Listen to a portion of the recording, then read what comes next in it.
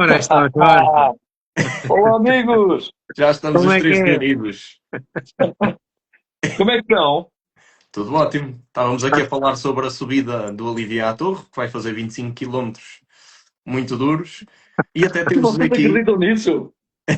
é assim, tentar, vai tentar, e eu acho que vai conseguir chegar lá em cima. Como? Não sei, vamos ver.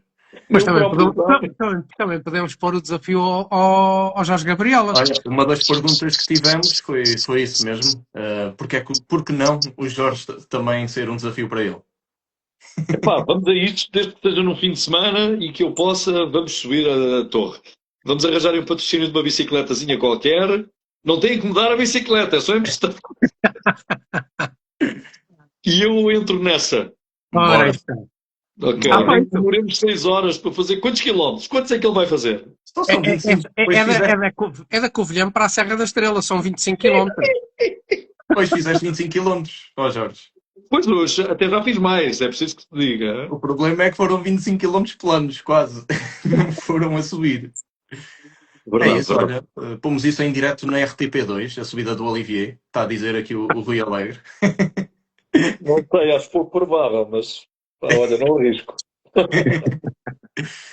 Então, meus Ah, amigos, bem, vocês especialistas em ciclismo, convidarem apenas um amante do ciclismo, alguém que admira muito o ciclismo e que já teve a oportunidade até de fazer algumas voltas a Portugal em bicicleta, quer na rádio, quer na televisão. é verdade.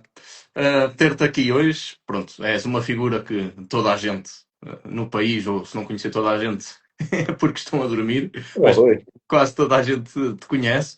E pronto, acho que é super engraçado ter-te a falar de ciclismo. És um amante da modalidade, se calhar não muito profundamente, não sei, já vamos descobrir. Mas é sempre um convidado assim muito random, é como quase agora lembrava-me e convidava o João Baião ou a Cristina Ferreira. Era por aí, não é? É preciso gostar de desporto, eu acho, mais do que gostar de ciclismo. Eu julgo que qualquer um que esteja apaixonado pela prática desportiva não pode ficar indiferente a uma volta à França, uma volta à Itália, uma volta à Espanha, às clássicas que deixam qualquer um de queixo caído ao vê-los a andar no pavê, debaixo daquelas condições climatéricas e a passarem pelas mais diversas vicissitudes do tempo, do vento, da lama e a conseguirem cortar a linha de meta ainda com a única parte do rosto que se consegue ver são os dentes e com eles a celebrar. Para quem gosta de desporto, porque eu tenho modalidades que prefiro, sem sombra de dúvida, mas aquilo que verdadeiramente me deixa assombrado é mesmo o desporto e até que ponto consegue chegar o ser humano na prática desportiva. E isso, para mim, deslumbra-me. Eu ver, por exemplo, aquele rapaz sueco bater pela 14ª vez O o Duplantis. recorde do mundo do salto à vara, é algo que me deixa deslumbrado. Eu imagino que será alguém que passa uma vida inteira a treinar salto à vara, a conseguir ser o melhor do mundo e superar-se constantemente. Bem sei que tem muita influência, mas de qualquer modo é ele, não é outro. E o mesmo se passa no ciclismo, não é? Por isso é que a mim me causou, até vos vou dizer, me causou uma tristeza profunda o que se passou com o Armstrong, porque eu olhava para o Armstrong não tanto como olhava para o outro que foi à Lua, mas para alguém que tocava na Lua cada vez que pegava na bicicleta, percebem? Dá para perceber a metáfora. É por aí, é este desempenho que eu nunca terei na vida como atleta, mas que admiro na conquista feita pelos outros. É por aí. Mas o que é que... Jorge, e Força, diz-me João. uma coisa, tu tiveste esse exemplo do Armstrong e nós sabemos como é que acabou, Mal. infelizmente, mas começaste agora a andar de bicicleta e tens a noção do esforço que os ciclistas fazem. Já, pelo menos uma pequena ideia, uma pequena ideia. Sabes que eu fiz o dia da volta. Na última volta a Portugal que acompanhei, não acompanhando diretamente as etapas, mas estando a fazer um programa na RTP que se chamava À Volta, que Exato. estava na partida ou na chegada, já não me lembro, mas que estava ou na partida ou na chegada e que depois a mim me proporcionava estar junto da equipa da RTP, porque a equipa ia-se toda embora e eu tinha um carro que conduzia e que ia sempre assistir ao final das etapas e inclusivamente fui chamado muitas vezes ao pódio para entregar a camisola da RTP, da Juventude.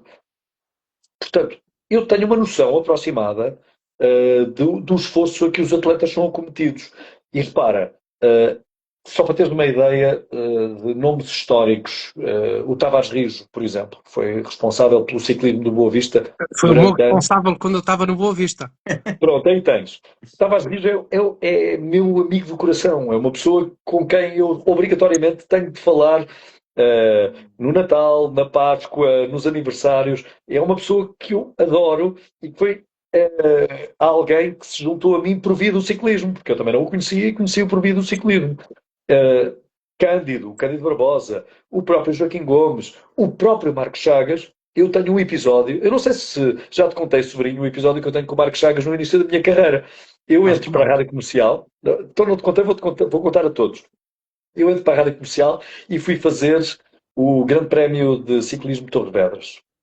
Na altura em que Torres Vedras tinha um vereador do desporto que era fenomenal e que tinha um espírito de iniciativa que levava a Torres Vedras muito desporto.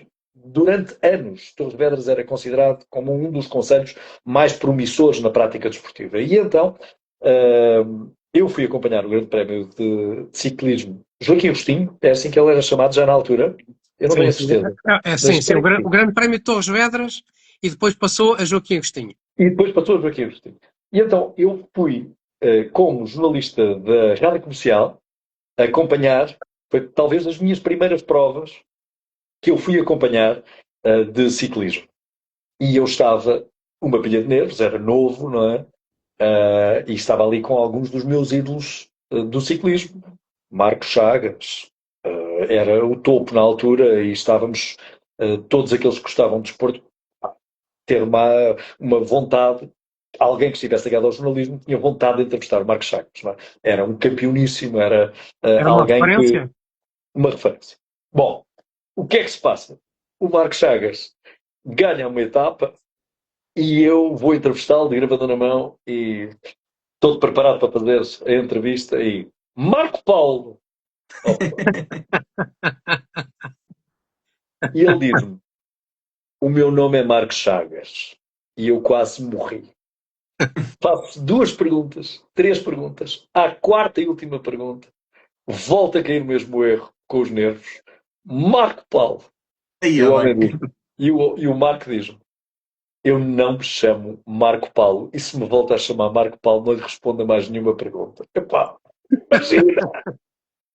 Eu venho com 19 anos, 18, 19 anos, a tentar a minha sorte. Eu já tinha começado o meu caminho nas rádios locais, já tinha estado na Antena 1, mas estava ali no desporto, que era aquilo que eu mais amava, e a cometer a maior das gafes possíveis, que é trocar o nome a um entrevistado, e pior do que isso, trocar o nome a um entrevistado que é só um dos ídolos do ciclismo. É verdade. Essa foi o teu primeiro contacto? Foi o teu primeiro contacto com a modalidade? Foi, e também fiz um Porto-Lisboa. A segunda parte do Porto-Lisboa. Apanhei os ciclistas em Leiria. Portanto, houve um repórter até Leiria, um repórter do Norte, e depois eu peguei na reportagem a partir de Leiria. E depois filo mais tarde também para a televisão. Mas quando é que começaste a gostar de ciclismo? Desde miúdo. Desde miúdo, o meu pai um dia leva-me. Eu tinha provavelmente 4 ou 5 anos, o meu pai contava sempre esta história, ser um dos desgostos que o meu pai viveu. E vou explicar porquê. O meu pai levou-me para Lisboa, para ali, para a zona de Entre Campos, e eu, 4, 5 anos, portanto foi há 50 anos, ou há mais de 50 anos, e o meu pai leva-me, mas leva-me com tempo, portanto, para arranjar uma boa posição para ver o Joaquim Agostinho passar. Na altura em que o Joaquim Agostinho enchia as estradas. Ele podia não estar em forma, ele podia até estar com peso a mais quando corria em Portugal. Ninguém queria saber. As pessoas queriam era ver o Joaquim Agostinho. E assim foi. Eu fui com o meu pai para Lisboa, eu vivia na Amadora, fui com o meu pai para Lisboa, para a zona de Entre Campos, e com muita antecedência. Horas. Começa a estrada a ficar cada vez com mais gente, mais gente, mais gente, mais gente. E aquilo era uma multidão de perder de vista. Só cabeças. E eu estava mesmo à beira da estrada. mesmo à beira da estrada, sentadinho no lancil à beira da estrada, com o meu pai por trás. E eu começo a entrar em pânico e digo, eu quero sair daqui, eu quero sair daqui, não aguento. E o meu pai não teve outra alternativa que não fosse pegar em mim ao colo e levar-me para longe da multidão, porque eu não aguentei a multidão. E o meu pai levou, e eu lembro-me exatamente do caminho de volta, não só pelo alívio, mas porque o meu pai apanhou um autocarro de 2 andares, um verde de 2 andares, da Carris, julgo que já nessa altura já era Carris, e eu fiquei no banco da frente do primeiro andar do autocarro, que era sempre dos lugares mais pretendidos por toda a gente, muito mais pelas crianças, para estarem naquela posição. Portanto, eu lembro-me disto por dupla razão. Primeiro, porque tramei o meu pai com o Joaquim Agostinho, e na segunda ocasião, por causa de ter apanhado o autocarro e de estar numa posição cimeira. Eu é que escolho o meu lugar, eu é que escolho no sítio onde eu vou. Mas esta foi a minha primeira experiência no ciclismo, que acabei por deixar o meu pai não a ver ciclistas, mas a ver navios. Muito bom, Jorge. Grande história. Fogo. Temos aqui muitas perguntas. Eu estou a receber aqui, vocês que não conseguem ver porque são perguntas, não são comentários, mas também em comentários, a perguntar se o Jorge Gabriel pedala ou não. O Jorge começou há cerca de 2 meses, pelo menos a pedalar mais a sério, penso eu. Ou antes já tinhas, já praticavas ciclismo indoor ou alguma coisa? Sobrinho, eu fazia cycling nos ginásios que frequentei porque gostava, porque é um trabalho cardio muito forte e eu sinto-me mais à vontade em trabalho cardio do que em trabalho muscular. Aliás, basta notar, o meu bracinho é fininho, não é nada de especial, portanto é natural que eu tenha vontade de praticar ciclismo, mas indoor. E agora o Cycling District. Agora é no Cycling District, claro. Tento a ti como companheiro e a espicaçar permanentemente. Mais watts, mais watts! E eu digo, ao lado do watts só Jorge. pôr as lâmpadas. Eu estou ao lado do Jorge. Não é preciso nenhum chicote, porque o Jorge gosta de se desafiar e gosta de bater os próprios recordes e ir ao limite. Ainda Claro, hoje, sempre que vamos treinar juntos, bates um recorde. Hoje foi os 30 minutos. Portanto, 30 minutos seguidos, o recorde não de tempo, mas do watts. E pronto, e o Jorge nos últimos 2 meses está a evoluir muito. Agora temos de melhorar a cadência, Jorge. Eu sou quase, eu não sou PT, atenção, malta. Mas do Jorge, tento ser. Mas deixa-me contar-te. Força. E em determinado momento da minha vida na Praça da Alegria, eu lancei o desafio de ir a Fátima, fui eu que me lembrei, de ir a Fátima de bicicleta. E foi assim a distância mais comprida que eu fiz, e com reportagem feita nesse fim de semana. Eu saí em direto do programa de bicicleta. Na altura foi-me facultada pelo meu amigo Fernando Oliveira da Altis, que tu também deves conhecer. O senhor Fernando Oliveira, outro amigo do ciclismo, que eu também conheci muito bem. A Altis era quem distribuía bicicletas por esse país todo e pelos ciclistas todos do pelotão. Antes ainda de começarmos a receber as grandes máquinas vindas do estrangeiro, era a Altis. Sim. Era a Altis. Anos 70, então, 80, 90. Eram eles os fornecedores das bicicletas e de todos os acessórios. E fui de bicicleta até a Leiria e tive a sorte de ser acarinhado por alguns ciclistas, porque depois começou-se a passar a palavra, alguns ciclistas que fizeram o percurso comigo pela Nacional 109, que é aquela que acompanha a costa até chegar mais ou menos a Leiria e depois faz a subida de Leiria, e a subida de Leiria foi feita com a bicicleta à mão. Mas essas são as memórias que ficam, que essas a gente nunca esquece. Claro. E não caí nessa viagem. Não caí. Grande Jorge. E agora tens uma coisa que antes não tinhas, que são os sapatos de encaixe. Os sapatos de encaixe. Eu tive uns, quando andava a fazer mais aulas de RPM, era assim que se chamava a disciplina, no ginásio, era RPM e tinha outro nome, que eu agora não me recordo. E então, os primeiros sapatos que eu comprei, não tão desenvolvidos quanto estes, nem pouco mais ou menos, mas foram os primeiros que eu tive, mas que entretanto com, sei lá, mais de 10 mudanças de casa, onde é que eles já lá estão? Alguns nos pés de alguém, com certeza, ou então num lixo qualquer. Mas, de facto, faz toda a diferença uns sapatos adaptados para a prática do ciclismo, de umas vulgares sapatilhas ou ténis, para não ferirmos suscetibilidades a ninguém. E faz estrada também ou não? Pá, há aí um rapaz que por acaso está a fazer o direto connosco, que me anda a espicaçar para que eu compre uma bicicleta, para que eu faça a estrada, Bora, e eu Jorge. tento-me explicar, já hoje repeti o mesmo lenga-lenga, que esta carinha serve para eu trabalhar. E o Exato. risco de correr, porque eu sou condutor há muitos anos, tenho milhares e milhares de quilómetros, tenho milhares e milhares de quilómetros em estrada e vejo aquilo que não gostava que me fizessem a mim se eu fosse Uhum. ciclista. Não há respeito, não se acautelam as distâncias e é o verdadeiro eu quero lá saber, eu quero é chegar. E portanto, Mas não é preciso quando. tanto, basta um azar, uma pedra, como falámos, e É pode ir ao verdade. chão. Agora imagina com automóveis, não é? Uhum. Tudo se torna mais complicado. Mas eu estou em crer que uma subidinha à Serra da Estrela, Ora, aí está. Isto está a ser gravado, não sei se tens essa noção, Jorge. não Setembro tem do próximo problema. ano, Jorge Gabriel e Olivia subirem a torre juntos. Quem é que Isso é chega que. primeiro? Não, mas vamos todos. Vamos Bora, todos bora, juntos, até porque vai haver petiscada pelo meio do caminho. bora. Quem chegar em último paga os petiscos, então. É o primeiro e o último, não te esqueças. Olha, Jorge, já tiveste, depois dos nossos treinos, dores nas pernas durante a Praça da Alegria? Não, dores não direi. Senti as pernas mais pesadas, provavelmente após os primeiros treinos. É que Agora tu nem estás, tanto. ok. É que tu Agora estás nem de pé a manhã toda e hoje, por exemplo, o treino que fizemos foi valente. tanto. Foi valente. Mas deixa o espírito completamente diferente, Jorge. Depois de um treino, o espírito fica leve. As pernas Ora, podem ficar pesadas, mas o espírito fica leve. E o banho sabe tão bem. É verdade. temos de combinar em um evento, uma corrida Tu tens que vir cá online. acima experimentar no Cycling Ora, District. Sabe E que o Francisco tem mandado a desafiar, porque bora. anda daí. ele anda-me a desafiar porque quer que tanto ele como tudo me darem umas prendas. E eu já, e eu já disse, eu não tenho treinado nada, zero. Fiz hoje 1 hora e meia. Hoje 1 hora e meia. Já não andava de bicicleta já há algum tempo e hoje Foi, fiz hora foi e com o meia. nosso vídeo. O nosso vídeo motivou-te a Motivou-me voltar. um bocadinho, assim, tenho que Boa. entrar mais fininho no direto. Não, e temos aquela máquina de vento que está mesmo em frente a nós, para além de nos dar aquela sensação de estrada, se tu quiseres, alivia muito. Sim, sim, Muito mesmo. É, Muito claro. quando mesmo. nos esquecemos de ligar a ventoinha, custa. Custa mais. É, custa mais um bocadinho, não é? É porque o corpo aquece, e quando aquece, obviamente, é como os carros quando perdem a água, começa a É, Claro. aquecer demasiado.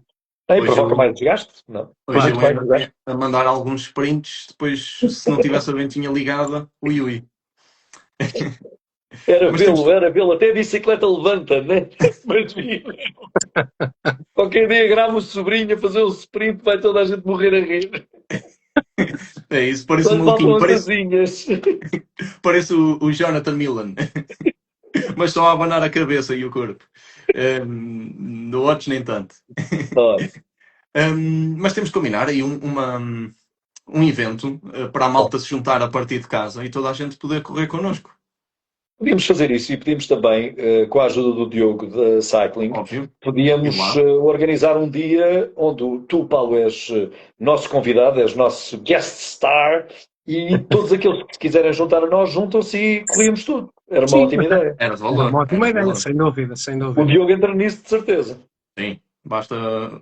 Eu já lhe propus isso e ele disse que sim. Portanto, Pronto, está feito, está vamos a fechado. isso. Quantas bicicletas tem o estúdio? Olha, Tem depende. 30 numa sala e 10 na outra, na de competição. Ok. Portanto, Dá certeza. facilmente se arranja um pelotão. Não é? Qualquer dia é maior do que o pelotão da volta. Bora. Ou pelo menos dos europeus, que só terminaram 17.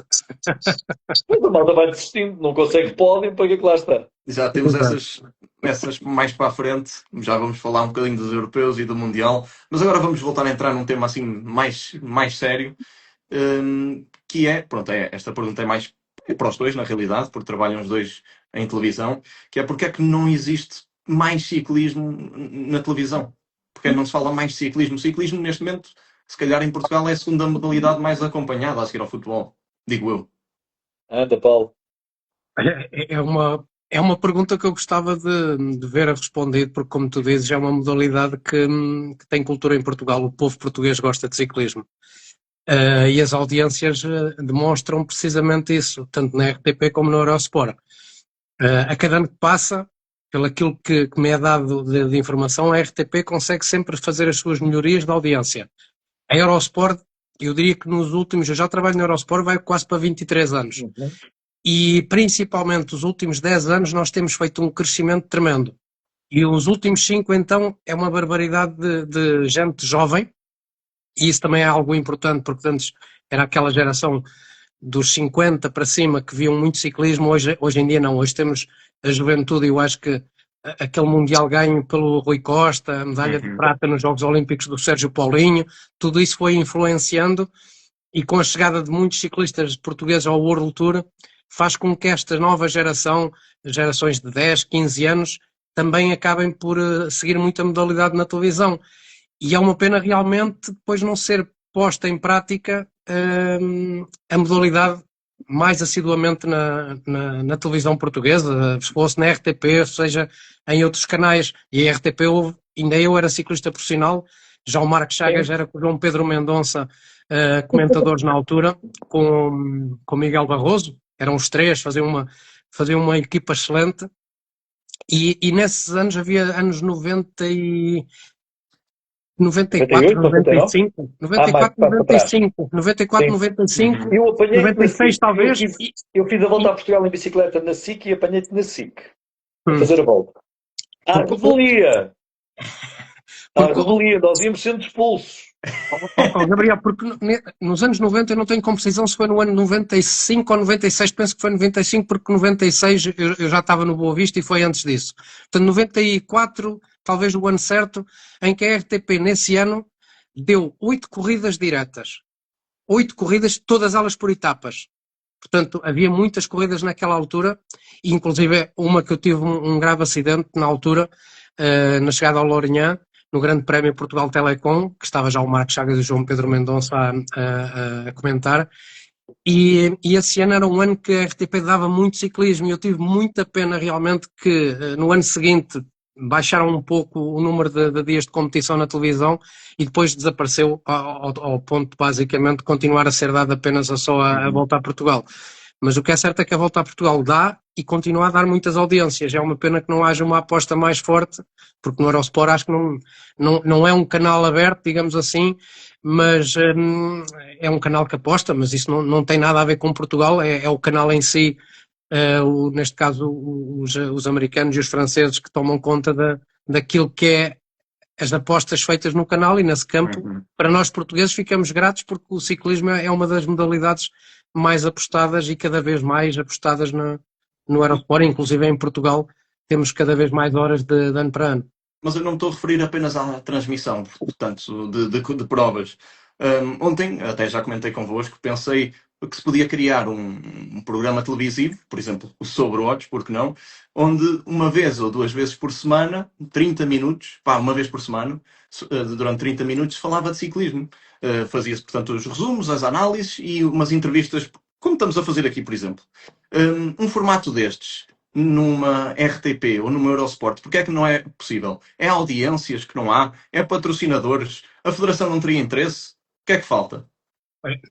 O Jorge já pode responder da RTP. No caso do Eurosport, nós não podemos porque nós não editamos, não fazemos a edição. A edição vem já de França e nós só comentamos. Nós não mandamos nos intervalos, os intervalos são enviados através da Régie em França.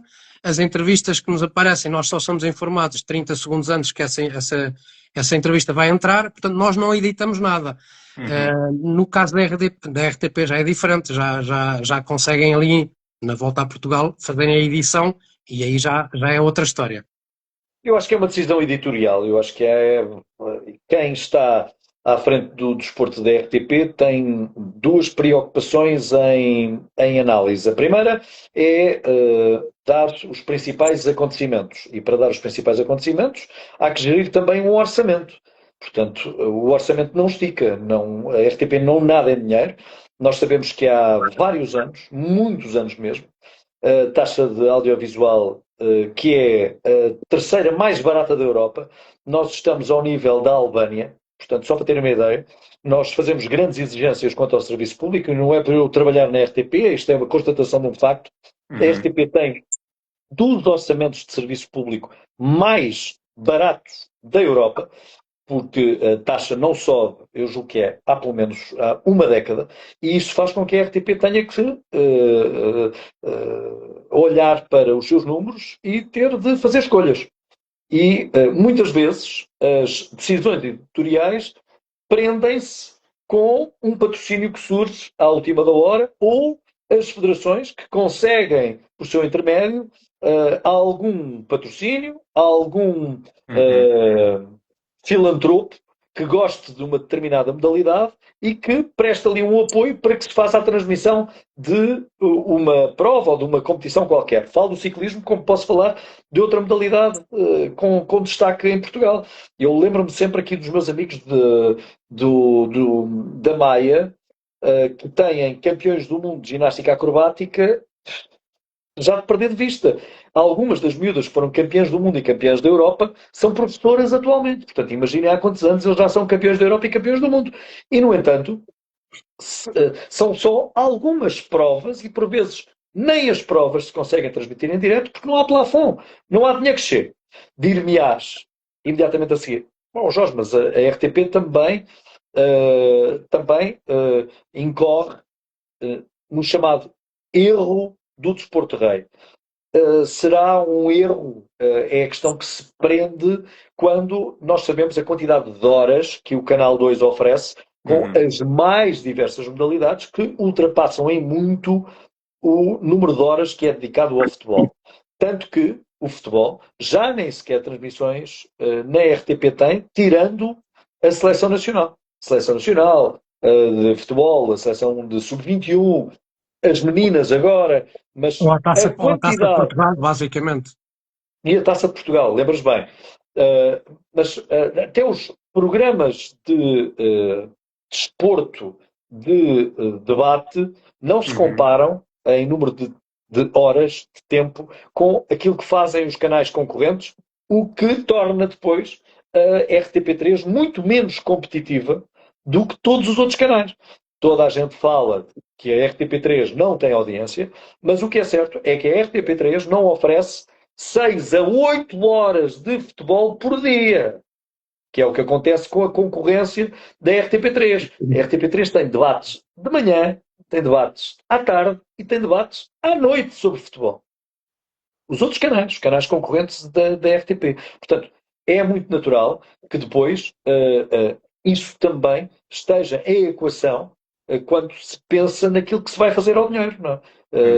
De que modo é que o desporto pode e deve, por obrigação do serviço público, ser acompanhado. Só que estamos a falar do ciclismo, porque é uma modalidade que nós gostamos, mas quantas outras modalidades existem em Portugal que reconhecidamente até conseguem mais resultados expressivos na Europa e no mundo até do que o ciclismo. Olha, falta na canoagem, assim, de repente lembro-me da canoagem, de repente lembro-me do judo, de repente lembro-me do handball recentemente.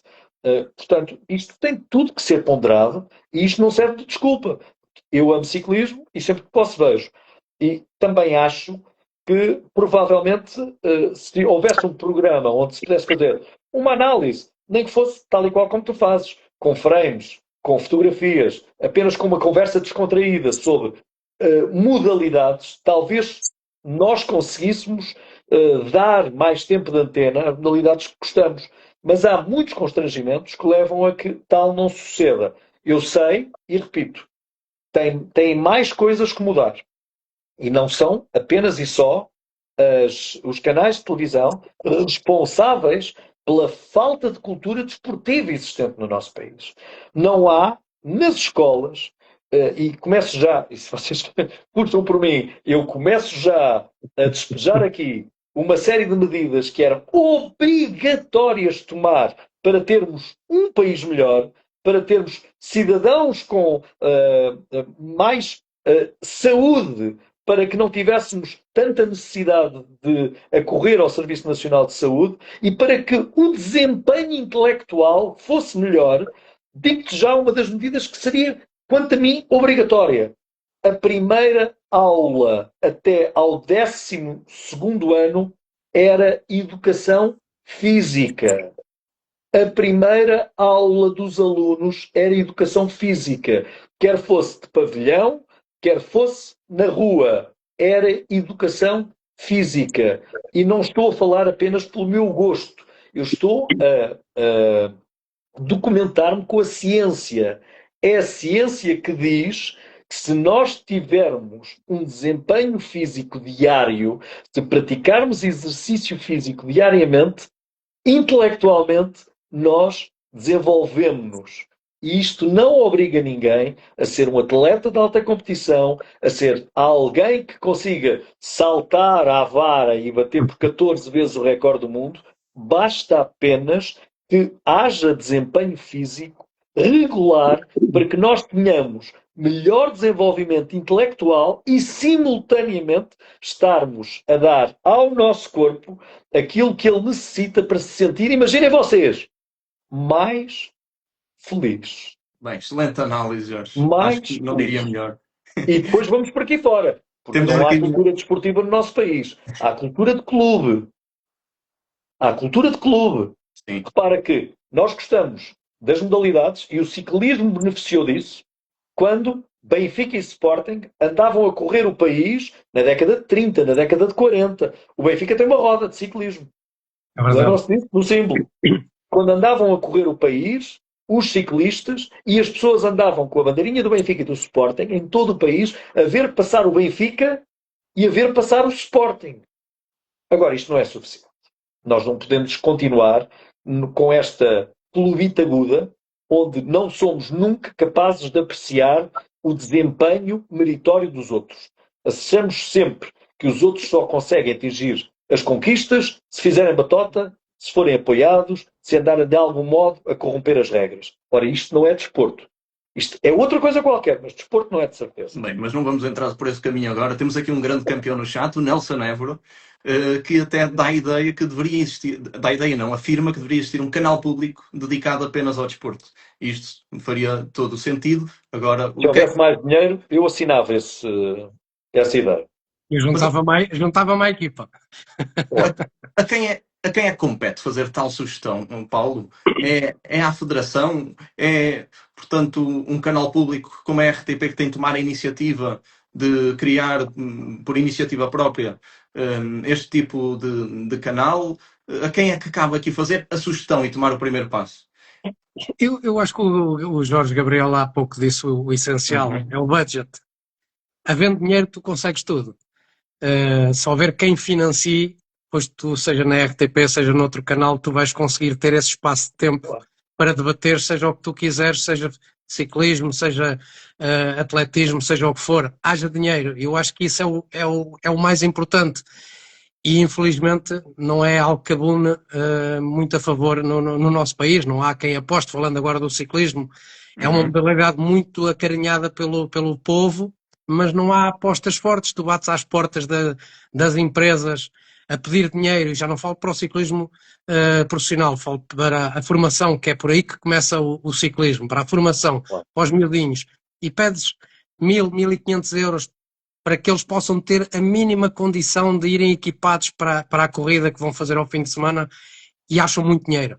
E isso acho que é daquelas coisas que é esse logo um erro básico que começa e falando do nosso ciclismo português, não vou falar só daquilo que existe lá fora, falo daquilo que existe cá em Portugal, que é mau, e as equipas de formação, que existem muitas em Portugal, vivem à custa de carolice, muitas das vezes dos próprios pais que financiam os equipamentos, os capacetes, já não falo das bicicletas, porque essas são mesmo os pais que as compram, mas tudo aquilo que é o essencial, a suplementação, as barras, os geis, tudo, os pais quase sempre financiam essas situações porque as equipas de formação não têm essa capacidade financeira.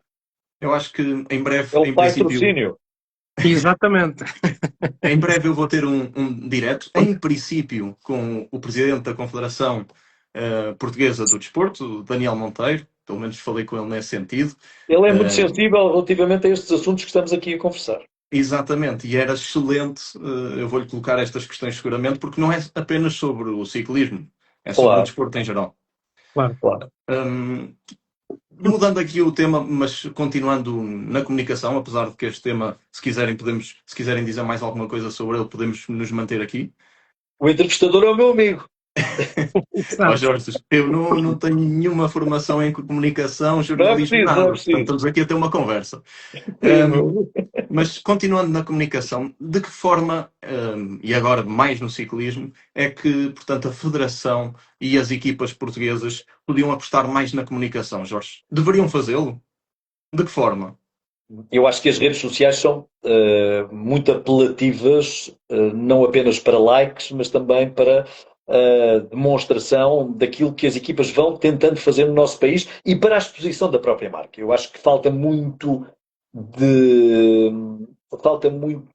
a perspectiva se vocês quiserem, assim, de um modo mais claro e límpido, há uma falta de noção de venda. Nós ainda não temos a clara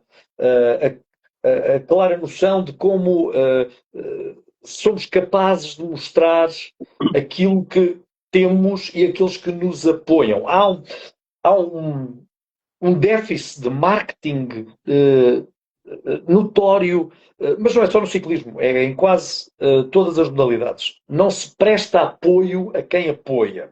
E eu explico isto muito simplesmente. Aquilo que nós estamos hoje a fazer podia ser patrocinado por uma marca. Bastava termos aqui uma marca atrás, um product placement qualquer, que daria imediatamente para que imediatamente se juntasse aqui um player qualquer para nos patrocinar, para nos dar apoio. Ora, os ciclistas podem, por exemplo, fazer um vídeo onde explicam como é que se prepara um atleta para uma prova de um dia. E pegam no telemóvel. Nós não estamos a falar em meios técnicos de altíssima tecnologia que levem a que tenham que contratar câmaras, iluminadores, alguém a fazer o áudio. Não, estamos a falar de apenas um telemóvel. E isto já era suficiente também para aguçar a curiosidade, nem que fosse da concorrência daquela marca. Se esta marca está a ser exposta através do ciclismo, através desta equipa, espera lá, quanto é que isto custa? Quanto é que custa estarem 150, 200, 1000 pessoas a ver a minha marca durante 1 hora a ser conversada numa rede social? Ora, isto é tudo o que as equipas também podem proporcionar àqueles que os apoiam. Portanto, sim, isso acho que são as mínimos, equipas têm de saber vender. Hoje em dia já há gestores de redes sociais, já há isso tudo, mas nem é, pronto, uma equipa portuguesa, neste caso de ciclismo, pode não ter um orçamento para contratar alguém que faça isso. Não sei, mas se calhar pode não ter. Mas se calhar não é uma despesa, se calhar é um investimento. Um ciclista também Exatamente. gravar um vídeo assim, e também os próprios, diretores podem puxar um bocadinho pela imaginação e criar esse tipo de conteúdo. Este ano já comecei a ver mais isso acontecer, mas eu falando aqui do Sobrewatch, eu criei o Sobrewatch há 4 meses. Eu criei porquê? Porque me faltava para acompanhar o ciclismo uma página assim mais dinâmica. Que resumisse as coisas no minuto, que trouxesse malta para aqui falar, e lá está, nem toda a gente está disposta a fazê-lo como eu estou, como vocês estão aqui, gratuitamente, não é? E acho que faltam iniciativas deste género. E repara que as coisas às vezes têm que começar por carolice. Eu sei que isto infelizmente as coisas têm que começar por carolice, mas para que se movimente uma onda que compreenda a necessidade da existência, tem que começar pela boa vontade, sabes? Claro, mas o Francisco fez algo que em Portugal faltava, que era precisamente estes resumos das corridas que nós acompanhamos no Eurosport e que algumas também dão na RTP. Sim. E consiga fazer esse resumo num minuto. E num minuto ele basicamente apanha os momentos mais cruciais do que se passou naquela corrida ou naquela etapa. E isso faltava, porque as pessoas vão às redes sociais, veem a fotografia do vencedor, veem os resultados do top 10, mas não veem o que é que se passou até esse momento da vitória. E não é por acaso que o Francisco, num espaço de 3, 4 meses, como ele diz, cresceu do 0 para 14 mil ou 15 mil seguidores. Porque as pessoas apreciam este conteúdo que ele nos trouxe, porque é um balão de oxigênio que nos faltava. E eu falo por mim próprio, que tenho as minhas redes sociais que as uso para o meu trabalho, mas estes conteúdos que ele traz e que partilha-os também comigo, são coisas que eu dou muita importância, e já disse ao Francisco que ele não deve desistir, deve continuar a ser persistente, porque ele já é, em espaço de 3, 4 meses, uma referência em Portugal. Obrigado pelas tuas palavras. Agora passa-me a dar um chequezinho para o Paulo Martins, faz favor. Sim, isto já sabe, está prometido a uma mariscada quando ele vier cá. Nós os três com o Diogo, está prometido, atenção. Bem, a todos não sei se há orçamento para isso. Mas isso arranjamos, não há qualquer problema. Arranjamos aí alguma marisqueira que patrocine o nosso almoço.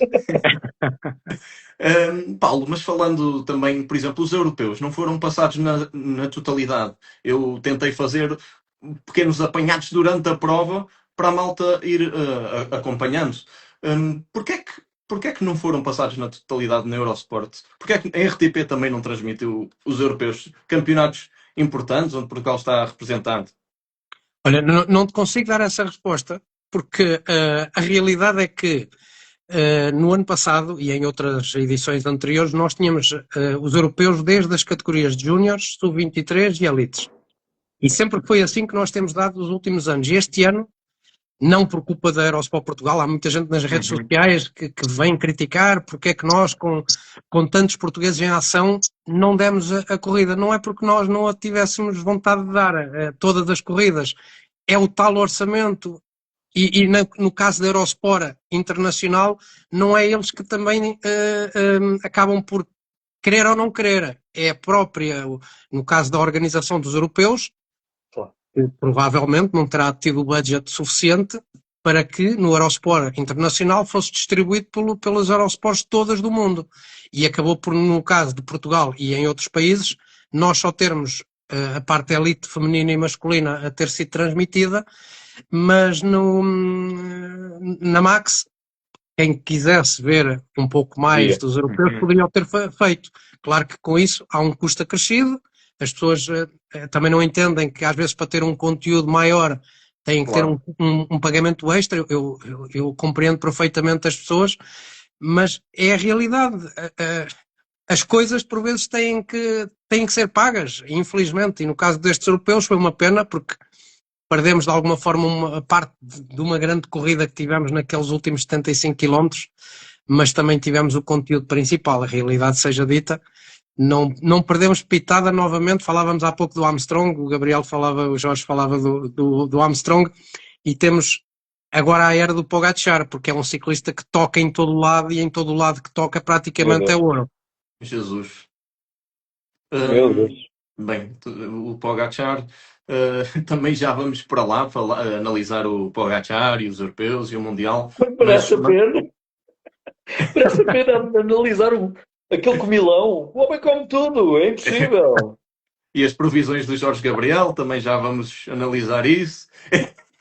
O único homem que arriscou nas previsões fui eu. Bem, eu também arrisquei, mas começaste tu a arriscar. Depois eu vi, bem, tenho de ir com o Jorge, porque senão não tem graça a coisa. Mas na próxima vez, o próximo predictor que se fizer vai ser mais competitivo, porque não se vai poder repetir um ciclista durante toda a grande volta. E então vai ser mais dinâmica a coisa. Bem, Jorge, continuando em temas sérios, em que estado... O Paulo já falámos sobre isto, mas qual é o estado em que pões o ciclismo português atualmente? Bom, é muito difícil fazer uma análise profunda, não só porque eu estou outsider e vejo aquilo que me é possível do ciclismo em Portugal. O que lamento logo à cabeça é o número de equipas que é cada vez mais reduzido. Depois, o passado recente é péssimo para a modalidade, porque quem é que vai querer que a sua marca esteja junto de uma equipa de ciclismo, sabendo-se o que se soube da equipa que ganhava tudo em Portugal? Quem é que... Só alguém que goste muito de ciclismo, porque imediatamente a sua marca pode ficar associada a uma prática de batota. Ora, ninguém quer denegrir a sua marca estando junto de uma modalidade onde as pessoas torcem o nariz e desconfiam. E hoje em dia, Jorge, Hoje em dia, peço desculpa estar-te a interromper, Não faz mas mal. só para acrescentar que hoje em dia as marcas, quando fecham contratos com os projetos portugueses, muitas marcas já metem uma cláusula que Há em caso condição. de um problema de doping, a rescisão é feita imediatamente. Portanto, há esse cuidado já por parte das equipas que têm essas marcas de patrocinar e as marcas têm esse cuidado de proteger a própria empresa. Mas mesmo assim ficam um Portanto, bocadinho associados, porque parece que permitiram que isso acontecesse. Vá, não, não é o caso, sabemos, mas na cabeça das pessoas, calhar, vai isso. eu acho que sim, e isso também tem feito com que até pais, até miúdos que possam gostar de ciclismo, recuem na hora da escolha da modalidade. A modalidade por si já tem a formação que vocês sabem, muito melhor do que eu. Agora, imaginem o que é ter primeiras páginas de jornais única e exclusivamente para falar de doping. Pois. O que é que isto traz? Não traz ciclistas, não traz praticantes, afasta-os. E, no entanto, isto para, como isto é curioso, e, no entanto, eu tenho a impressão que nunca houve tanta gente a andar de bicicleta como há na atualidade. Eu Portanto, concordo. há de facto aqui uma propensão para o uso da bicicleta no nosso país. Há um gosto pela modalidade, mas há uma desconfiança monumental naquilo que se consegue por via da modalidade e por via de deturpação das regras. Ora, isto é, em suma, e pela rama, aquilo que a Federação tem de fazer constantemente. Passar uma imagem de um desporto limpo. Constantemente. Desporto limpo. Ciclismo, desporto limpo. Há controle antidoping de surpresa. Tem que haver. Tem que haver. Não há outra hipótese. E Se já queremos existe, ter. Gabriel, só que eu acho que ainda tem que haver mais. Tem É que se isso que eu te bater estou a mais vezes dizer. à porta dos ciclistas e das equipas. Pá, seja o que for. Para que a modalidade possa dizer: não, desculpem, nós controle surpresa. Não, controle surpresa fizemos 10 mil análises num ano. Pá, 10 mil análises. Isso é muita análise. Os ciclistas andaram todos controlados. Porque nós queremos que este seja um desporto limpo. Eu julgo que é a primeira função a ter em linha de conta, porque não há nada que mais possa provocar desconfiança do que a batota suprema do ciclismo, que é o doping. Uhum. Esta é a batota suprema. Agora, se nós temos uma equipa que durante anos ganhou à batota, como é que, já viste quantos anos nós perdemos de credibilidade no ciclismo? Sim, E depois, a questão é que quando nós estamos-nos a querer reabilitar de um problema desse grave que tu fazes referência, aparece outro. pois, Porque deste último caso, tivemos mais dois outro. casos idênticos. Bem me E, lembro. portanto, e espero é que daqui a 2 ou 3 ou 4 anos, quando parece que as coisas vão estar mais calmas, não apareça outro escândalo idêntico. Pronto. E é isso exatamente que, em primeiro lugar, se tem que fazer. Tem que se controlar melhor, porque se há gente que teima em fazer batota, tem que ser apanhada e tem que ser excluída. E o ciclismo tem que promover a prática do desporto limpo. A seguir, tem que ir trabalhar a formação.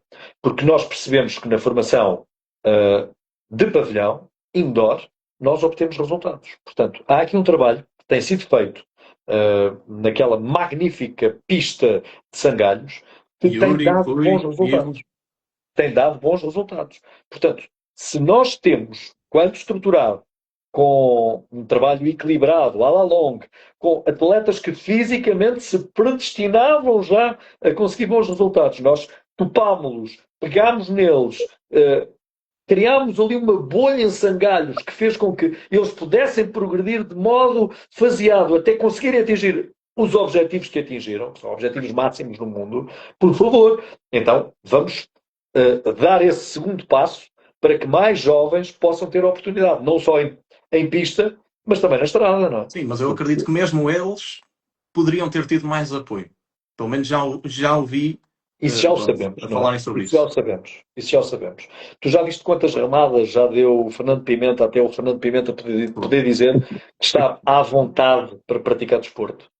Quantos campeonatos da Europa? Quantos campeonatos do mundo?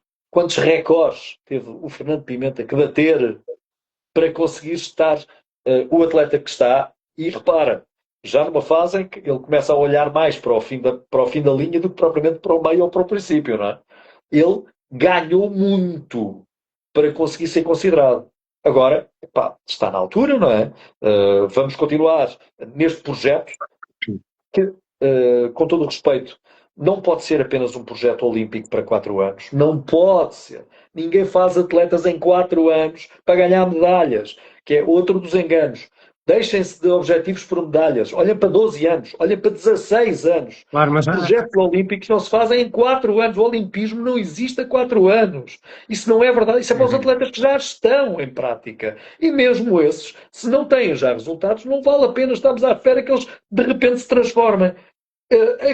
Uma grande surpresa, a vitória nos 1500 metros. Este homem farta-se de correr, farta-se de tentar, e surgiu agora, inesperadamente, uma vitória nos 1500 metros. Mas já não temos ninguém no salto em comprimento, perdemos as mulheres, as não há um mulheres já não seguimento. conseguem.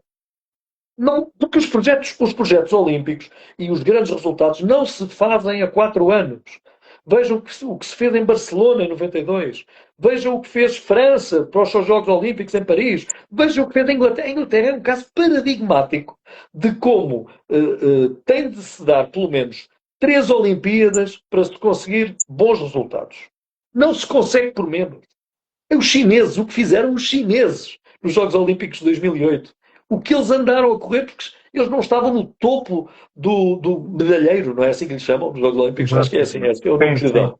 Mas os assumidos também é desculpa que somos um país pequeno e que temos, pronto, menos pessoas no país, A Holanda portanto também é um vai país haver pequeno. menos talentos. A Holanda também é um país pequeno. Queres contar a quantidade de medalhas olímpicas que tem a Holanda em cada Jogos Olímpicos? Sim, sim. E a Holanda no ciclismo de pista é uma barbaridade, é uma das nações mais fortes. Pronto, aí tens. Não é? E estamos E a nós a Eslovénia, falar na exclusivamente estrada. do ciclismo, não é? Temos falado da Nova Zelândia também. Uhum. É um país também com 10 milhões de pessoas, aproximadamente. E que também consegue bons resultados. E de repente está no atletismo e tu vês ali uns tipos vestidos de preto a conseguir bons resultados. Onde é que apareceram estes gajos? Vieram por um túnel e apareceram aqui deste lado. De repente. Olha, Jorge, eu Nós devo não confessar, acompanhamos o desporto na Oceania, não é? Jorge, que depois do Predictor, acho que ninguém estava à espera de te ouvir falar tão bem sobre desporto e ciclismo. Paulo, agora vamos mudar o tema para um tema mais suave. Paulo, como é que avalias a prestação do Jorge no Predictor? Para quem não viu, o Predictor basicamente éramos nós, mais o Diogo e o César Fonte, a tentar adivinhar o vencedor da etapa na volta à Espanha agora. Paulo, como é que avalias a prestação do Jorge Gabriel? Estou curioso. Sabes que eu no início eu brinquei contigo com mensagens privadas sobre o Jorge, que eu perguntei, tu explicaste bem as regras ao Jorge no início do jogo, porque é quem tem menos pontos, não é quem tem mais, porque o Jorge entrou logo muito a matar, mas ele depois foi-se tentando redimir, notou-se, claro, foi aprendendo com os erros, e no início fez-me lembrar o meu amigo Olivier Bonamici, também há muitos anos atrás, no nosso jogo das apostas dos 50 km, que ele também fazia ali uns erros, diria, básicos, que foi aquilo que o Jorge teve no início, mas do meio para a frente o Jorge já estava ali com a lição toda bem estudada. Eu lembro-me quando o Jorge apostou no Kelderman, eu, Jorge, tens a certeza? É que... E ele, ouve o teu amigo sabe. Opa, mas também tem graça, porque de outra forma também não tinha. Eu acho que o Jorge também fazia essas apostas mais claro que tem. Mas sabes que ele vai mais treinar para o ano do que nós, porque ele já está habituado a arriscar mais do que nós estamos, e então para o ano ele vai estar mais preparado. Bem, isto presumindo que eu convido o Jorge e que o Jorge aceita. Mas vai aceitar, ele tomou-lhe o gosto. Ele pode chatear comigo de eu puxar demasiado por ele nos treinos. Estou estafado, rapaz, estou estafado. Olha, mas só uma pergunta rápida, Jorge, que eu gostava de meter e depois o Francisco faz o seguimento. Porque é assim, és uma pessoa que eu admiro na televisão, não é por nós estarmos agora aqui, eu já sigo o teu trabalho há muito tempo, mas também fui seguindo quando tu estavas no Arouca na terceira divisão, e nem sei se não era antes da terceira divisão do futebol. Foi no Distrital. E sim. O que é que te levou a ser treinador de futebol e agora veres o Arouca na primeira divisão? Olha, foi uma aventura muito engraçada, porque eu era comentador no Trio de Ataque, o programa com o Rui Moreira e o António Pedro Vasconcelos. Nós fomos os pioneiros na RTP3. E o professor José Neto, que foi adjunto do Zé Maria Pedroto, e introduziu a estatística no futebol em Portugal, louvado José Neto, introduziu a estatística no futebol, sempre que terminava o programa ligava-me para analisar o meu comportamento no programa. E num desses telefonemas, portanto, o programa acabava tarde, ao domingo, à segunda-feira tinha programa, o Zé Neto diz-me: Jorginho, estás inscrito. E eu: ó Zé, sabes que horas são? Estou inscrito em quê, homem? Já estás inscrito, vais tirar o curso de treinador de futebol na Associação de Futebol de Aveiro, porque tu, o saber empírico, és mestre. Falta-te o saber académico. Então vais tirar o curso de treinador de futebol. Epá, Zé, és maluco, pá, e a minha vida e tal. Não há cá maluquices. Terças, quintas e sábados de manhã. Terças à noite, quintas à noite e sábados de manhã. Epá, não tinha argumentos. E fui tirar o curso de primeiro nível. Deixa-me só Coincidente. interromper ao Jorge, porque eu acho que a transmissão vai abaixo depois de 1 hora. Portanto, se for abaixo, eu vou voltar a colocar. Ok, Desculpa. voltamos outra vez. Coincidentemente, um mês depois de terminar o curso de primeiro nível, a UEFA implementa na Europa os cursos de treinador de futebol. Portanto, passa a reger os cursos de treinador de futebol. E a Associação de Futebol de Aveiro foi a pioneira desses cursos com um curso de nível 2. Ora, eu tinha acabado o nível 1, aproveito e inscrevo-me no nível 2, já que cá estou, tiro o curso de nível 2. Tinha um colega da Aroca que comenta em Aroca, junto daquele que ainda é o presidente do Aroca, Carlos Pinho, comenta que, veja bem, o Jorge Gabriel, pá, o da televisão, sim, epá, eu preciso desse gajo aqui como treinador do Aroca, pá, com a sua ordem e vim cá jantar. E eu fui convidado para ir jantar, só assim, só para um jantar, para conhecer o presidente do Aroca. Tudo bem, vamos lá jantar com o homem. E então jantamos, pós-taroquesa, papapá, termina o jantar e o homem diz: Jorge, você vai ser o treinador do Aroca na próxima época. O quê? Nem penso nisso. Eu não tenho experiência, nunca tive experiência como treinador de futebol. Eu no máximo posso ir para treinador adjunto. E o homem: o que é isso? Quem acompanha aqui como primeiro? Eu disse para o meu colega de carteira, porque ele não queria o meu colega de Aroca. Não queria, porque achava mal, não queria que ele fosse. Quem é o treinador? Quem é? E pronto. E o Rui, era assim que se chamava, Rui Borges, por sinal Rui Borges, foi o meu treinador principal na minha primeira época no Distrital. Terminada a primeira época, eu decidi ir-me embora, porque o meu caminho e o do Rui não ia ser o mesmo. Não advogávamos exatamente o mesmo modo de comandar uma equipa. E é mesmo assim, cada um tem a sua forma de pensar. Passado 3 dias, o presidente Carlos Pinho contacta-me, porque tinha despedido o Rui e porque queria que eu fosse o treinador principal. E eu disse-lhe que se tivesse o problema todo resolvido com o Rui, encantado da vida, podíamos conversar depois. E foi assim que eu assumi o Aroca na 3ª divisão. Com o Carlos Pinho, já nessa altura, a dizer que o seu sonho era levar o Aroca à Europa. E conseguiu. Lindo. Espetacular. Agora foi muito engraçado. Eu tenho uma carreira de apresentador de televisão e de jornalista de televisão e de rádio de 40 anos. Eu já trabalho nisto há 41 anos. Eu comecei muito miúdo, comecei aos 16 anos. Tenho 41 anos disto. E só fui capa do Expresso, capa da revista do Expresso, como treinador do Aroca. Olha, qualquer dia tens de ir para o diretor de uma equipa de ciclismo. Vamos os 3, Paulo. Ora, nunca se sabe. Eu sou diretor de equipa de ciclismo e ia me zangar muito e já sabes porquê, sobrinho. Já sabes porquê. Eu aquilo que vi recentemente deixou-me de mãos na cabeça. E comentei contigo, Paulo. Como é que é possível um campeonato do mundo? Ora, era para um dia, sem portanto é perfeito. Rádio. Voltámos ao tempo da pasteleira. Como é que é possível? É verdade. Como Mas sabes que os rádios é uma polémica que continua a estar em moda, porque há uns que concordam com o rádio, há outros que não concordam com o rádio. Enfim. Qualquer Eu dia sou a temos que ter favor do jogos de rádio. futebol todos às 3 da tarde e tiramos a eliminação também dos estádios. Exato, E o VAR. exatamente. Mas, Paulo, essa questão do rádio, porque é que há pessoas a favor e há pessoas contra? Qual é que são Porque os argumentos de cada lado?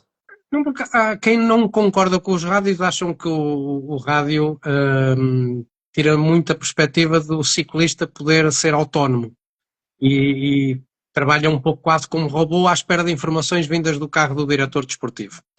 Diz Por um isso ao lado, Ayuso! Diz isso ao Ayuso! exato.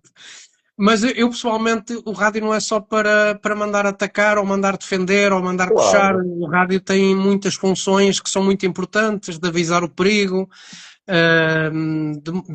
de quando os ciclistas vêm a recuar no pelotão para vir buscar abastecimento aos diversos carros das equipas. Tudo isso é importante e torna tudo menos perigoso, porque eu ainda sou da era que não se utilizava rádios. E que nós, como ciclistas, levantávamos o braço, o diretor de corrida via que um ciclista do Tavira ou do Boa Vista queria vir ao carro e chamava via rádio os diretores das várias equipas e aquilo era um trânsito descomunal, parecia que estávamos em Lisboa.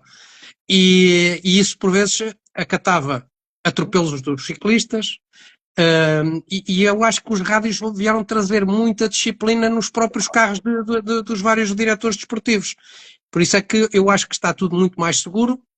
E deve-se manter, não se deve tirar os rádios. Agora, obviamente, concordo que até há a categoria de cadetes que não se use rádios, porque é a altura de formação e aí os ciclistas têm que ir aprendendo e não se distraírem com outras coisas. Isso são coisas diferentes. Mas falando do profissionalismo, eu acho que o rádio, não tenho a certeza, faz imensa falta e deve manter-se. Lembra-te do Serafim Ferreira com o seu famoso bracinho no ar, não é? Ui, com o bigodinho. Mas era um excelente diretor de tanta corridas. falta, tanta falta. É verdade. Não há insubstituíveis, mas há uns que são mais substituíveis do que outros. E que jamais serão esquecidos. Verdade. E o Serafim e o seu cigarro, não é? Sem dúvida. Sem dúvida. Mantemos-nos nos europeus e no Mundial, ou nos Mundiais, aliás. Como é que vocês avaliam a prestação portuguesa? Fim da época. Estamos a acabar a época, meu amigo. Paulo. E acho que só quem não olha para os dois portentos das duas últimas provas do calendário internacional com mais nome, quer volta à Itália, quer volta à Espanha, quer volta à França, mas mais a volta à Espanha e a volta à França, é que podia ter esperança que os portugueses fossem ter algum bom resultado com aqueles dois megas ciclistas a correr, não é? Assim, no Mundial tivemos no Mundial tivemos o Eulálio e o Lucas Lopes, no Sub-23. Mas não estamos a falar de vitórias, não é? Claro. E era nem muito medalhas. Difícil. Muito difícil, muito difícil. Mas esse é outra. Para, esse é outro dos problemas da forma como nós encaramos o desporto. Nós achamos que, ao vermos os ciclistas, estamos a jogar ao Pro Cycling Manager, em que estamos nós, num computadorzinho, a dar mais energia ou a tirar energia, a dar mais isotónico ou menos isotónico, a dar ordem para atacar, ordem para defender. Os atletas são seres humanos. Há namoros, há casamentos, há filhos, há dívidas para pagar. Eu aprendi muito isso enquanto treinador de futebol. O jogador não é apenas o atleta físico. O jogador é o atleta mental que coabita num universo de influências diversas. Para que o nosso superatleta esteja do modo como está, o homem não pode ter aquela esposa a azucrinar-lhe a cabeça, ou a namorada, a azucrinar-lhe a cabeça, porque ele passa mais tempo a treinar do que aos beijinhos com ela. E há muitos atletas que são... Eu não sou... Desculpem, não, isto não é nada contra as mulheres, do contrário, eles até podem ter namorados, se quiserem, que a mim não me tem... a mim não me apetece nada. Este tipo de pressões, que são as pressões vulgares de qualquer ser humano, existem também nos atletas de alta competição. Eles não são máquinas que nós manobramos à distância. Eles têm indisposições, eles têm humores, eles têm feitios, eles têm empresários. Há um manancial de problemas que rodeiam os atletas e alguns não conseguem, por vezes, atingir determinados objetivos porque há fatores que não é o treino que determina, não é a ordem do treinador que faz a diferença, não é o seu estado físico, é o seu estado mental que o desequilibra a ponto de não conseguir obter resultados. Isto é verdade. Um desporto aparentemente individual, o ciclismo. Se alguém que nos está a ver julga que o ciclismo é uma prova individual, só se for em contrarrelógio, meus queridos amigos, tiro-lhes já essa ideia. Só andando a acompanhar o ciclismo é que dá para perceber que aquilo é xadrez em equipa. E quem pensar o contrário está completamente enganado, lamento dizer-vos. E ter esta noção de que um atleta está sempre com os seus índices máximos prontos para explodir em qualquer momento, desde que está com o seu nome inscrito na tabela para participar, cai num erro de análise de base. Isso não existe, quer seja no futebol, quer seja no ciclismo, quer seja em qualquer outra modalidade. Senão, o Sporting nunca tinha ganho 4-1 ao Manchester City em Alvalade no jogo com o Guardiola. Porque estava frente à equipa mais cara do mundo, aparentemente frente ao melhor treinador do mundo e provavelmente frente à melhor equipa do mundo na altura. E mesmo assim, o Sporting 4-0. 1-0. Gol Não, do filho, Matias Fernandes. Não. Livre. Ganhámos 4. Exatamente, houve um dos jogos que foi de quase Ganhámos não 4 em Alvalade. Ganhámos 4 Não, ganhámos em 1-0. Alvalade. Não. Ganhámos A 1-0 cabeça e dos depois atletas- perdemos 4-3, se não me engano, ou 3-2. Isso eu já não me lembro. Fora, E passámos fora. por Mas causa em casa disso. ganhámos por muitos. A cabeça dos atletas Eu vou pesquisar. não está ao mesmo nível do seu desempenho físico. E nós não podemos dissociar a prestação dos atletas Tens toda a razão. ignorando o seu foi estado agora, sim, psicológico. Tu paraste no tempo, Francisco. Fogo. Não sei, tu Toma paraste no 1-0 e esqueceste o resto dos Não, dedos. eu estava a Não pensar habilitou, 1-0 na altura com o não habilitou, Sapinto. depois não Estava quis ver mais. a pensar na altura com o Sapinto, em Mas- 2012. Uma coisa já tenho a certeza, ele não é do Sporting. Sou. Ainda para mais és do Sporting. Não, mas eu estava a pensar mais atrás, em 2012. Até me lembro do calcanhar do Xandão, do livro do Matias Onde é que Fernandes, isso vai, homem? Onde é do que isso vai? Westwinkel. Era essa Tá, altura. Não me lembrava do mais recente, que foi o ano passado. Mas Há 2 anos. Há 2 anos, Mas acho eu. Há 2 anos. o Jorge toca num ponto muito importante, que é a parte mental de um atleta de alta competição. E os ciclistas Deixa-me não só são mandar diferentes. um abraço, desculpa, não percas. Força. Um abraço à super atleta portuguesa que está a acompanhar este live, que é a Susana Feitor, que durante tantos anos representou as cores de Portugal. Ela sabe exatamente bem explicitar isto que eu agora referi. Conversámos em algumas ocasiões sobre isto e olha, é uma excelente convidada para este teu espaço. A Susana Feitor, um beijinho. Podes continuar, Paulo, desculpa. Boa. Não, um beijinho também para a Susana, porque nos deu muito enquanto atleta. E realmente eu concordo contigo na parte mental de um atleta de alta competição, porque eu sempre fui muito apologista. Desde muito jovem, eu tive sempre a visão de que quando eu tinha treinadores que, quando eu fazia grandes corridas, me largavam as costas. Porque és o maior, porque grande corrida que fizeste. E eu dizia, eu não preciso que vocês me venham dar palmadinhas nas costas, porque as palmadinhas que são precisas dar são aos ciclistas que chegaram atrasados. Aos meus colegas de equipa que chegaram atrasados, são eles que precisam de ser mimados. Porque são eles que psicologicamente não estão bem por terem chegado com um atraso que não era esperado.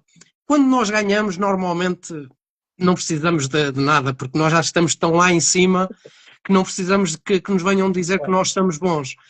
E os ciclistas hoje em dia, tu falavas da família, que é muito importante o apoio, e quando não há esse apoio familiar é muito complicado em alta competição o rendimento funcionar. ainda para mais no ciclismo, e falando particularmente do ciclismo, que se passa muitos dias, ainda há pouco falávamos dos nossos ciclistas portugueses que correm no World Tour por causa dos europeus e dos mundiais, cada um deles tem à volta de 60, 65 dias de competição só em competição. Depois temos que pôr os estágios feitos com as equipas, que são 3, 4 vezes que eles fazem isso durante o ano, os estágios de altitude, muitos deles vão fazer com 2 ou 3 colegas de equipa e por vezes sozinhos, sem família, e que estão sempre fora. Eu costumo sempre dizer que mais de metade do ano os ciclistas estão fora da família. E por isso é que quando nós estamos numa volta à França, numa volta à Itália, e vemos os familiares e os filhos a irem à presença dos pais, tem a ver com essa circunstância. Digamos que é para sentirem menos o abandono, entre aspas, dos ciclistas que estão muito tempo fora de casa. Que nós, como ciclistas, também precisamos dessa aproximação, de sentirmos que a família está ali. Eu recordo-me principalmente do Vingegaard, que é um atleta que, perdendo ou ganhando, a primeira coisa que faz é pegar no telefone e telefonar à mulher. É um ritual que ele tem. E a mandar o adeus durante as etapas. O adeus, portanto ele está sempre presente. Aquilo é a força mental que ele precisa para que as coisas lhe corram bem, independentemente de ganhar ou perder. Mas em relação à prestação portuguesa, Paulo? Em relação eu sou sincero que estava à espera de resultados um pouco indiferentes, mas vem ao encontro daquilo que estávamos a falar, e particularmente falando do João Almeida, que nós, quando temos o João em corridas duras, obviamente, estamos sempre à espera que o João, se não ganhar, esteja num top 10. Ele já nos habituou, foi ele que nos habituou, não fomos nós que criámos esse ritual, foi ele que criou o ritual, e ainda bem, nós estamos todos orgulhosos do que ele tem feito. Mas eu entendo que o João, ainda há pouco eu falava de ciclistas com 60 dias de competição, o João tem muito mais do que isso.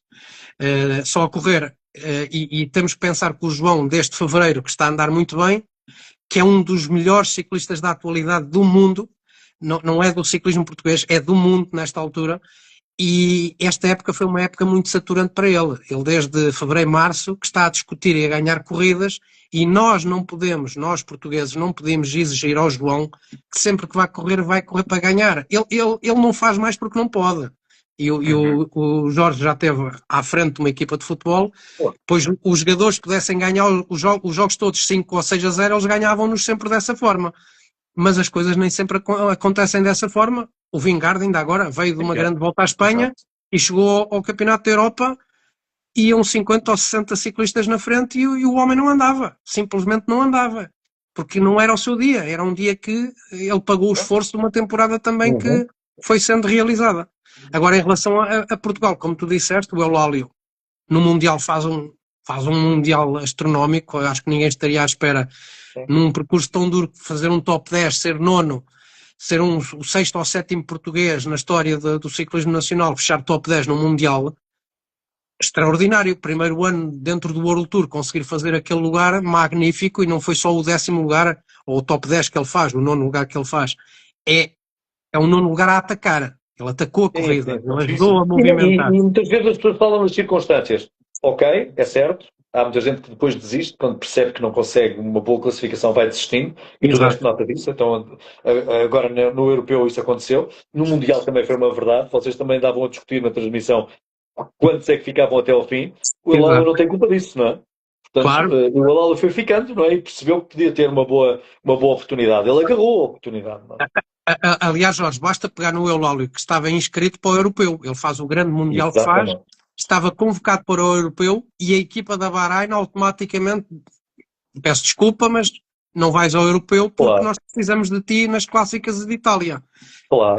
E nós portugueses, a nossa seleção acabou por ficar mais frágil, porque teve que ser substituído o Eulálio por outro ciclista, neste caso o Tiago Antunes acabou por fazer o Mundial Europeu, e acabou por até o Tiago fazer um melhor europeu do que o próprio Mundial, porque andou escapado.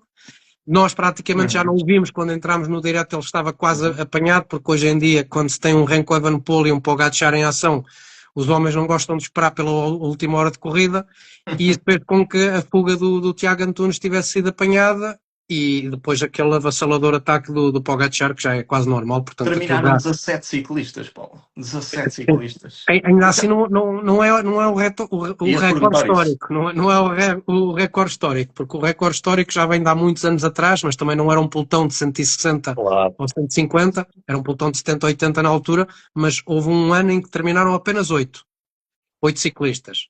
Imagine-se, isto também não é bom para a modalidade, quer se queira, quer não. E este europeu e este mundial, por muito público que tivesse, particularmente em Kigali, é bom, mas eu ponho no lugar do adepto que vou para a estrada para ver as vedetas e depois vejo 30 ciclistas terminarem a competição. E a última hora e meia estão 40 ou 50 ciclistas apenas a competir. Também não é bom para a modalidade, esta situação. Mas porquê é que fazem voltas tão curtas? Achas que é esse o problema?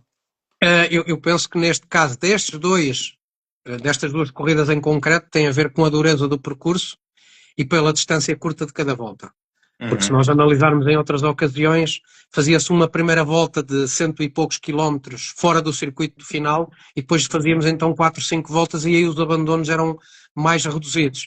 Agora, tu fazendo 270 quilómetros em Ruanda, com uma atmosfera diferente daquilo que os europeus estão habituados a apanhar em termos de clima, feito em altitude, nunca nos podemos esquecer que Ruanda estava ali a 1500, 1600 metros. Sim. Tudo isso conta. Tudo conta. E, portanto, aquelas durezas constantemente a ser passadas, eu digo sempre, que seja um circuito como este de Kigali ou agora no europeu, feito 15, 20 vezes a passar constantemente no mesmo local, é uma corrida de eliminação. Basta tu andares do meio do pelotão para trás e andas sempre no elástico. Nós até brincámos a dada altura que o Pogačar levava um elástico nas costas e andávamos a brincar que o elástico ia partindo e que ele ia deixando a fruta madura cair pelo caminho. Era o que parecia, porque é a realidade. Feito constantemente as passagens no mesmo local, chega a uma altura que satura tanto. Eu recordo de nós fazermos pós-volta a Portugal, ainda aos circuitos que hoje em dia existem, do Bom Barral, de Alcobaça, e não tem nada a ver com 270 km. Circuitos de 70, 80 km apenas, mas com 30, 35 voltas a passar pelo mesmo local, por vezes acabavam 25 ciclistas. Imagine-se a fazer 5 ou 6 horas de competição. É uma loucura. Bem, já estamos e deixa-me lá escarafunchar mais um bocadinho da minha, vai lá. Da minha teimosia. Isso é rádio. E sem rádios, porque ali não há rádios mesmo, desde os júniores até aos elites. Pois. Bem, estamos praticamente a terminar. Mais 2 ou 3 questões. Olha, está muita gente a falar no ciclismo feminino. Nós também tivemos um desempenho inesperado no ciclismo feminino, que também nos agradou, mas o ciclismo feminino em Portugal é só mesmo para nós que temos muita boa vontade. Não? Temos aí a Ana Caramelo, que conheceste no outro dia, no Cycling District. Mas já viste a quantidade? Sim. Sabes que o pelotão português feminino há 3 ou 4 ou 5 anos atrás ainda estava pior do que atualmente temos. Bem sei. Temos que fazer um caminho, sabe? Temos que fazer um caminho, mas está a ser muito lento. E hoje em dia, para conseguirmos ter... Eu fui ver os campeonatos nacionais e sinceramente fiquei triste pelo aquilo que vi, porque para se conseguir ter um pelotão em condições aos olhos do público, dizermos, ok, até temos aqui um pelotão porreiro, bastante numeroso, temos que apanhar todas as categorias, desde júniores, sub-23 e elites. E obviamente... Eu fui ver a volta a Portugal, por exemplo, onde também tive pela primeira vez em pessoa aí com a grande Ana Caramelo. Claro. A Ana é uma referência e, portanto, ela sabe bem daquilo que nós estamos a falar aqui. Porque ela... Exato. Um beijinho também para a Ana. Estava pouca gente a ver, também de público, uma volta à Portugal feminina, pelo menos a etapa que eu fui. Sim, mas, Francisco, isso em Portugal infelizmente já é quase normal, não é só na parte feminina. Tu vais ver o ciclismo masculino, os elites, e tu vais ver uma etapa da volta a Portugal. Este ano, então, na minha opinião, muitas etapas onde normalmente havia enchentes, este ano muito pouca gente. Lisboa, a capital de Lisboa, que normalmente... ali na zona de Belém, ainda para mais um contrarrelógio feito na zona da Marginal, que normalmente se pudesse, eu ainda fiz a volta a Portugal a terminar ali, no mesmo sítio onde este ano terminou a volta, e normalmente tínhamos ali uma enchente, um cordão humano incrível, que nós arrepiávamos os pelos dos braços, e este ano Olha, havia mais bandeiras da Palestina do que outra coisa. Bem, esse é outro tema. Bem, e agradecer a toda a gente que nos está aqui a ouvir, os que estão desde o início, os que entraram há pouco tempo. Já sabem que no Sobrewatch temos este tipo de conversas, para além dos resumos. Portanto, seguir o Sobrewatch, que ainda não segue. Ao Paulo Martins e ao Jorge, acho que não é preciso dizer que vocês todos gostam deles. E Olha, se pronto. não gostarem também é um problema. É um problema deles. De facto. Bem, se calhar nem toda a gente. É um problema deles. Bem mais. Se tiverem perguntas, se alguém tiver perguntas e quiser fazer alguma pergunta, é agora que tem de fazer, porque estamos praticamente a terminar. E pronto, vamos falar agora do Pogačar. Analisem o Pogačar, a prestação dele, para terminarmos em grande.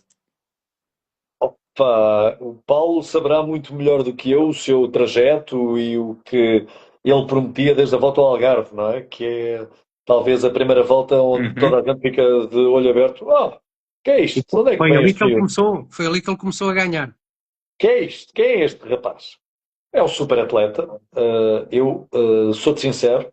Eu espero que não suceda com o Pogačar o que sucedeu com o Armstrong. É só isso que eu desejo. Eu não me importo nada que ele ganhe tudo e que ganhe daquela forma e pôr limpo. Epá, e ainda bem que tem sido até aqui, porque me deslumbra ver aquele rapaz correr, é ver o que de melhor o ciclismo pode oferecer. É o que eu acho. Paulo? Bom, como dizia o Jorge, nós víamos o Pogačar crescer. Foi nas estradas portuguesas, foi aí que ele se deu a conhecer na volta ao Algarve, quando ainda era muito jovem. Já tem 27 anos, já não é um menino, já tem 27. Os anos passam rápido, É mas foi mesmo. na volta ao Algarve. E antes dele chegar cá à volta ao Algarve, enquanto sub-23, ele ganha a volta à França para a sua categoria. E essa foi uma competição que nós demos alguns resumos no Eurosport. E a Eslovénia, como normalmente acontece já no pelotão de elites, não tem uma seleção muito forte em comparação a outros países. E ele sozinho, nessa volta à França, ele voltou a mostrar aquilo que já hoje em dia faz, que é sozinho ganhar a toda a gente. E eu marcou muito logo essa vitória dele enquanto sub-23. E quando ele chega ao pelotão do World Tour e vejo a correr a volta ao Algarve, eu digo ao Luís Pissarra no início da volta ao Algarve, que nós transmitimos juntamente com a RTP. E eu digo, Luís, atenção a este miúdo, porque este miúdo vai dar que falar. Mas ele achava que era mais um miúdo. E entretanto ele chega à foia e pimba, ganha a etapa da foia. E chega ao contrarrelógio e defende-se à face de conseguir defender a competição e ganha. E portanto, a partir dali, tudo aquilo que ele foi fazendo na temporada, nós ficámos logo ali em alerta. Eu já estava em alerta. O Luís Pissarra, o Gonçalo, o Olivier, toda a gente ficou, ok, vamos ver onde é que vai este miúdo. E na volta à Espanha no final do ano, ele faz pódio na vitória de Roglic, outro esloveno, e ganha 3 etapas ganhando a classificação da montanha, da juventude. E logo ali nós pensámos, não, este miúdo é um fora de série. E no ano a seguir foi aquilo que, ano a ano, eu acho que de alguma forma, eu ainda hoje fiz um post nas minhas redes sociais sobre o Remco Evenepoel. Eu acho que é das poucas coisas que o Pogačar talvez não vá conseguir fazer no ciclismo moderno. Quer ter tantas medalhas como o Remco Evenepoel conseguiu construir em 7 anos. Verdade. Porque em 7 anos o Remco Evenepoel consegue, entre europeus, mundiais e Jogos Olímpicos, 15 medalhas. Loucura. Não há ninguém na história, nem Eddy Merckx, nada. Bola, Remco Evenepoel é o mais forte. Aquele que está mais perto dele é Fabian Cancellara, o suíço, que agora é o manager da equipa da Tudor, tem 10 medalhas. E aí não estou a contabilizar, eu dei-me ao trabalho de fazer todas estas estatísticas. Eu gosto muito de estatísticas, o Francisco sabe que eu gosto de brincar com estas coisas, porque eu gosto depois de termos temas de conversa para os nossos diretos. Claro. E eu metendo mesmo o contrarrelógio misto, que hoje em dia é o contrarrelógio por equipas, existe nos europeus e nos mundiais, mesmo metendo, porque o Renko não faz nada disso, o Renko não vai fazer nada pela Bélgica nos contrarrelógios mistos, e mesmo assim, se eu tivesse feito a estatística, mesmo assim o Stefan Kung passava de 7º ou 8º mais medalhado para 2º e não conseguia passar o Remco Evenepoel. Portanto, isto é só para termos uma ideia de que o Pogačar tem 4 medalhas conquistadas nos 3 eventos. 4, são apenas 4. o Renko lá leva 15. E pelo meio leva 3 paragens muito prolongadas. Porque há um dos anos, dos 7 anos que ele construiu estas 15 medalhas, que há um ano que ele não correu nos europeus, não correu nos mundiais por causa de estar lesionado. E só tem 25 anos.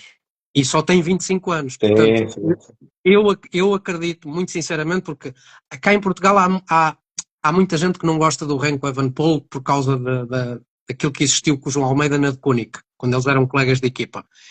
Como da mesma forma existe com o Ayuso. Ninguém gosta do Ayuso por causa das polémicas com o João Almeida. E, portanto, estes dois ciclistas são dois grandes atletas, cada um com o seu feitio. O Ayuso tem um feitio muito especial, não é fácil lidar com o Ayuso, pelo menos eu assim a ver de fora não queria o Ayuso na minha equipa como colega. O Renko eu acho que ainda conseguiria lidar com ele, mas não é fácil, porque o Renko já melhorou, porque ele era muito mimado, no meu ponto de vista. Mas isso não tira o mérito, são dois grandes atletas. E o Renko já provou que havia dúvida, portanto ele não consegue ganhar um monumento, e ele ganhou. Ele não consegue ganhar uma corrida de uma semana, e ele já provou que é capaz várias vezes de o fazer. E depois havia a dúvida, ele não é voltista, e ele já ganhou a volta à Espanha e faz terceiro num Tour. E portanto quem faz terceiro num Tour e ganha uma volta à Espanha é voltista, quer se queira, quer não. Pode não se gostar do atleta, mas é voltista, e é dos melhores do mundo também. Agora, onde é que ele vai chegar? Eu acho que vamos ter a resposta para o ano na Red Bull, porque eu acho que ele vai crescer como atleta a todos os níveis, não só como atleta físico, mental também, como o Jorge dizia que é importante. Ele vai crescer muito dentro da Red Bull e eu acho que vai ganhar ainda coisas mais importantes. E no que toca a medalhas, então com 25 anos, imagina quando ele tiver 30. Temos que ter dois a puxar, pá, não pode ser só um, senão isto perde a graça. Agora, o Pogačar, que era a tua pergunta, eu espero que ele não se lembre de arrancar ao quilómetro zero. Porque senão vai ser um problema. Não há transmissão. Não vale a pena. Exato. Porque qualquer dia ninguém o acompanha, já viste? Qualquer dia só acompanha uns segundos. É porque nós gostamos eu pelo menos eu gosto das exibições dele, mas chega a uma altura que era um pouco a imagem de quando era o Lance Armstrong, nós já sabíamos quem ganhava o Tour. Restava saber quem é que ia fazer segundo e terceiro.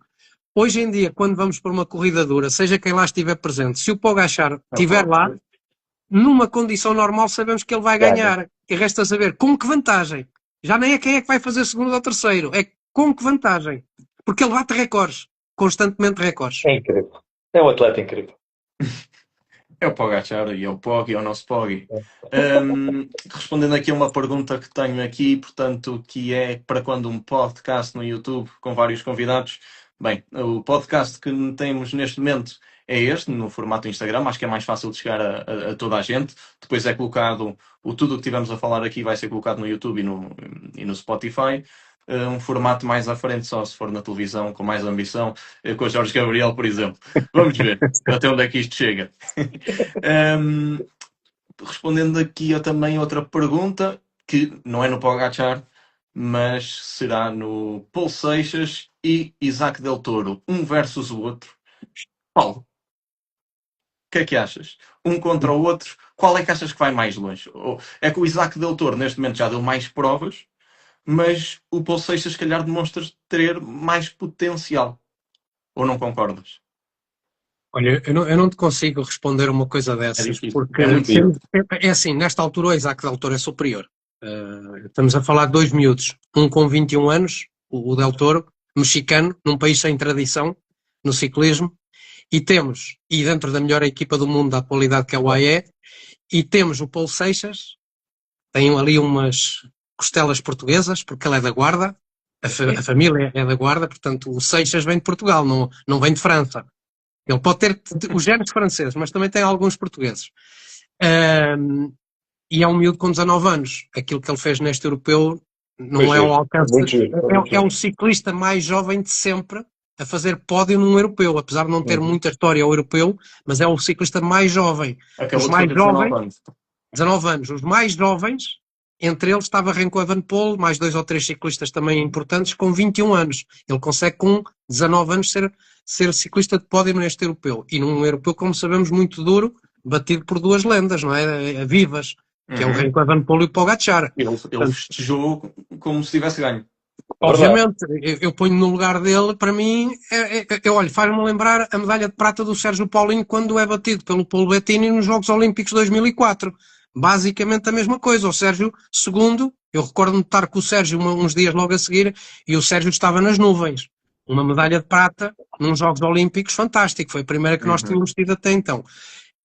E a realidade é que no caso do Paulo Seixas é um ciclista que está numa equipa que lhe dá todas as ferramentas, que é a Decathlon, para ele poder ser um ciclista grande. Agora, eu acho é que o Paulo Seixas, daquilo que nós vemos de outros ciclistas franceses que se mantêm, como o Gaudu, como o Pinot, que se mantiveram sempre em equipas francesas, chegam a uma altura e não evoluem.